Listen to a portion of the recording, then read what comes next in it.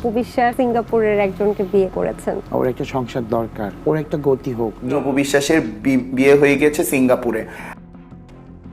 অবশেষে সিঙ্গাপুর প্রবাসীকে বিয়ে করেই নিলেন অপু বিশ্বাস।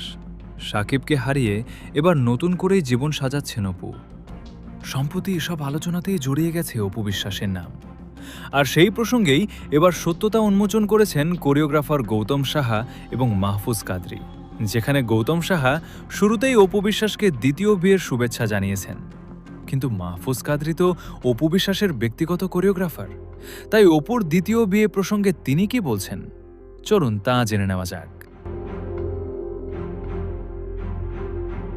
বেশ কিছুদিন ধরেই সিঙ্গাপুর প্রবাসীর সঙ্গে দ্বিতীয় বিয়ের আলোচনায় রয়েছেন অপু বিশ্বাস। আর সেই প্রসঙ্গেই প্রশ্নের সম্মুখীন হন গৌতম সাহা, যেখানে তিনি বলেন সোশ্যাল মিডিয়া থেকে এসব গুঞ্জন তিনিও শুনেছেন, তবে অপু বিশ্বাসেরও একটা সংসার দরকার, যার ফলে প্রচারিত এই তথ্যটি যদি সত্যি হয় তবে অপু বিশ্বাসের জন্য শুভকামনা গৌতম সাহার পক্ষ থেকে।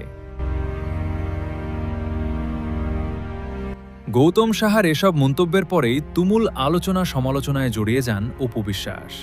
তবে কি সত্যিই সিঙ্গাপুর প্রবাসীকে বিয়ে করলেন তিনি? এমন প্রশ্নই ছুড়ে দেওয়া অপু বিশ্বাসের দিকে, যার ফলে অপুর পক্ষ থেকে এবার সরাসরি মুখ খুলেছে কোরিওগ্রাফার মাহফুজ কাদরি। তিনি বলেন অপু বিশ্বাসকে নিয়ে তিনি নিয়মিত কাজ করেন, কিন্তু এমন কোনো খবর তিনিও জানেন না। সুতরাং অপু বিশ্বাসকে নিয়ে উঠে আসা এসব গুঞ্জনকে সরাসরি গুজব বলেই মন্তব্য করেন মাহফুজ কাদরি।